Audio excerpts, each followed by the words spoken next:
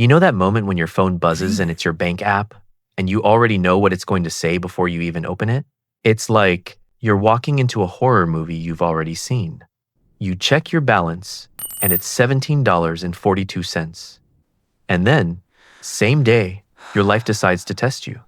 Your car makes that new noise. Your kid's school sends an email about an unexpected fee. Or your job hits you with the, "Hey, can we talk?" message that instantly makes your stomach drop. And you're sitting there thinking, I am one random Tuesday away from disaster.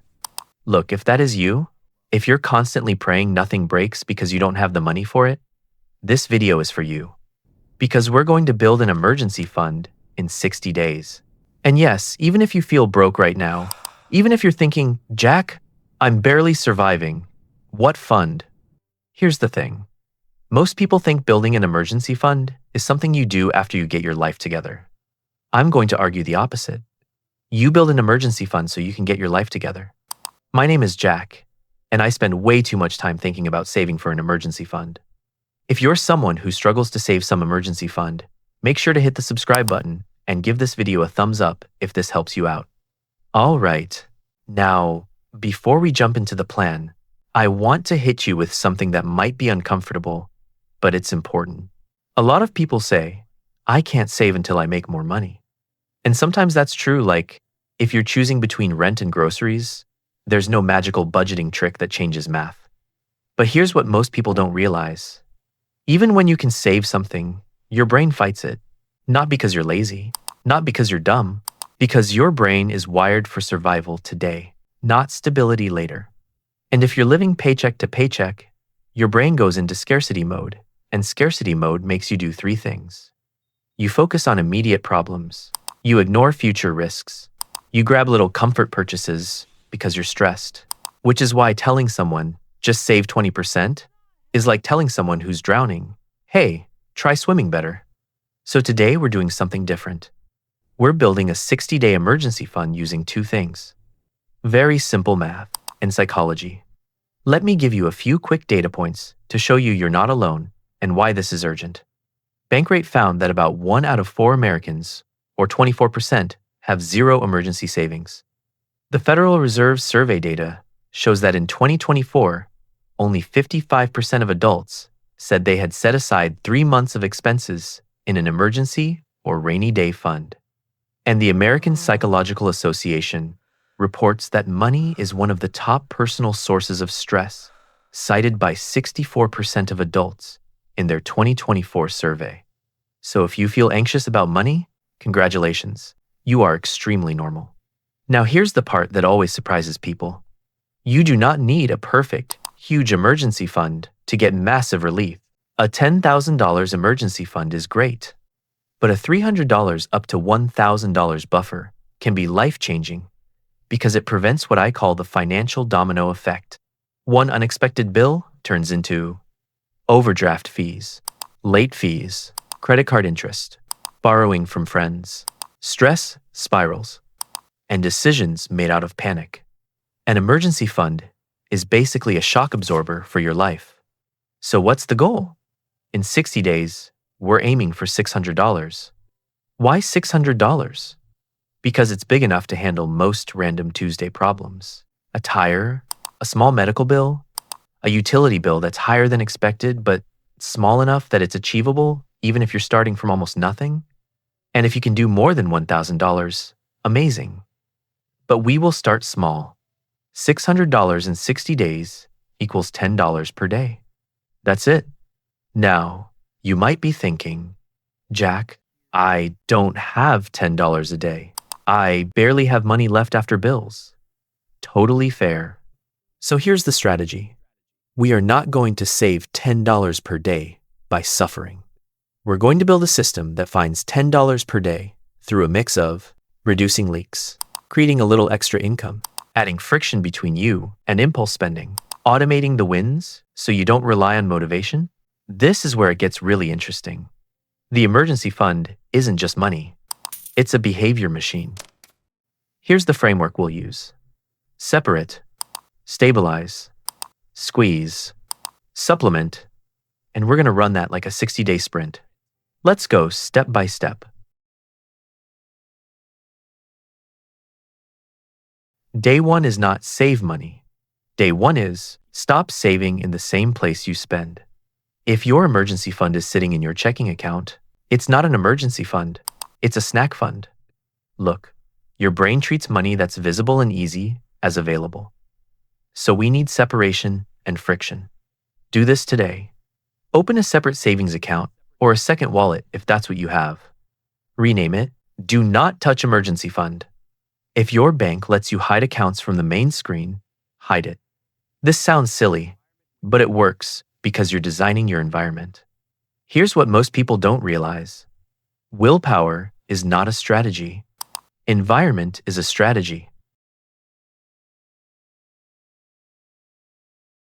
Now, automate something that feels almost too small. If you can do $5 per day, do $5 per day. If you can do $3 per day, do $3 per day. If you can do $25 per week, do $25 per week. The goal is not the amount. The goal is the habit that runs without you. Because if you rely on, I'll save whatever is left at the end of the month, you will save nothing every time. Set up an auto transfer timed right after payday. Not when you remember. Not if you feel like it. Just right after payday. Okay, now we hunt for the first $100. Because your brain needs proof, it needs to see movement. Here are the fastest, most realistic ways to get $100 in week 1. A. Cancel one thing you forgot you're paying for. Go to your bank statements and look for subscriptions, app fees, memberships, random trial charges. Cancel just one. Even $10 per month matters because it's not just $10. It's $10 plus the habit of not paying for stuff you don't use. B. The 48-hour pause rule. For the next 60 days, any non-essential purchase gets a 48-hour wait. Not forever, just 48 hours. That pause breaks the impulse loop. Because the real enemy of saving is not Starbucks, it's impulse. C. Sell one thing this weekend. Now you might be thinking, selling stuff doesn't count. Yes, it does. We are not building your ego. We're building your emergency fund. Sell the following: old headphones, shoes you don't wear, a keyboard, anything that is collecting dust. One weekend, one sale. It could be $40, $70, or $120. It all goes into the fund. Week 2 is where we get serious. Most people don't have a budget problem. They have a leak problem. Leaks are small, frequent, and emotionally justified. I deserve this. I'm stressed. It's only $12. So, we're going to do a quick audit using the simplest method. The 3 category check. Look at the last 14 days of spending and label each expense. Must, which includes rent, utilities, basic groceries, transport. Maybe, things you like but could reduce temporarily. Mess, impulse, convenience. What was I thinking? Your emergency fund will come from maybe and mess, not from starving. Now here's an example with real math. Let's say you find $24 per week on takeout, $12 per week on small convenience store stuff, $15 per week on random online purchases. That's $51 per week. Over 8 weeks, that's $408. That alone is most of the $600 goal. And we haven't even touched income yet.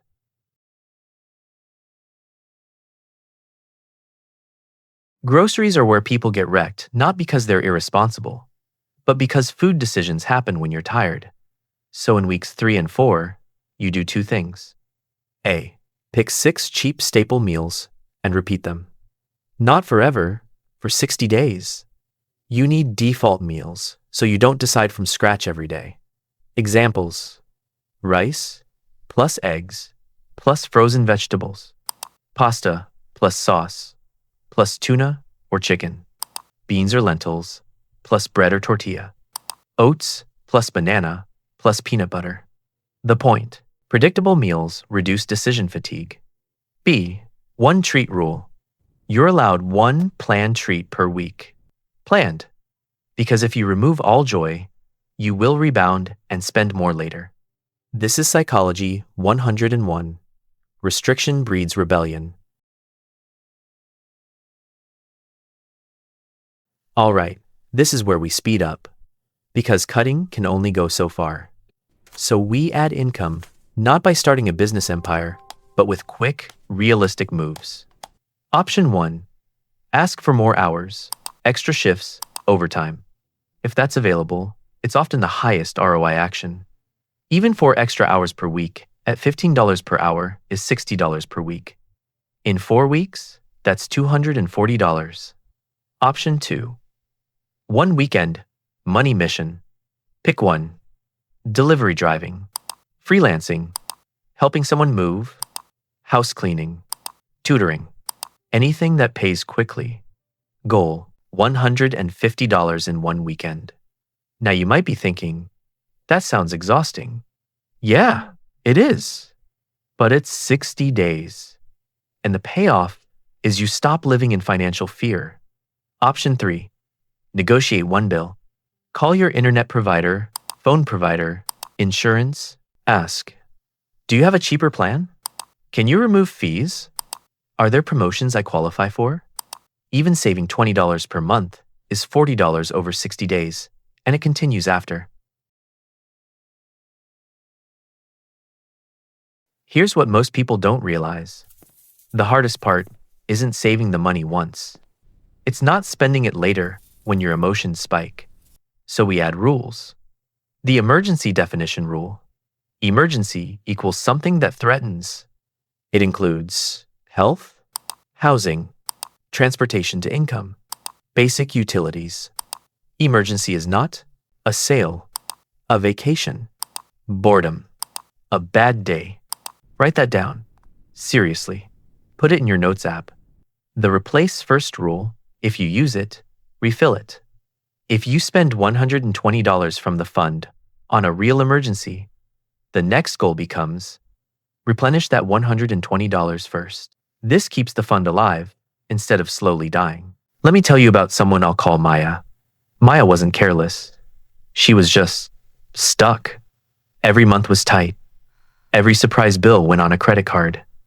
And then the card payment made next month tighter. Classic loop. So she tried a real budget and failed because it was complicated and honestly depressing. Then she did something simple. Separate account. Auto transfer of $5 per day. Sold a few things. Cut 2 subscriptions. Did 1 weekend gig. By day 30, she had around $320. And then her car needed a repair. Old Maya would have used a credit card at 24% interest and spent the next 6 months miserable. New Maya paid cash. And she told me something that stuck. It wasn't the $320. It was knowing I could handle life. That's the point. This is not about being rich. It's about being unpanicable. Look, I'm going to be slightly frustrated for a second because I need you to hear this. Most people don't fail financially because they're irresponsible. They fail because they wait until they feel ready. And meanwhile, life keeps happening. Your emergency fund is not a luxury. It's not something you earn the right to have. It's basic protection. It's like wearing a seatbelt. You don't wait to crash to decide you should have worn one. So here's your move.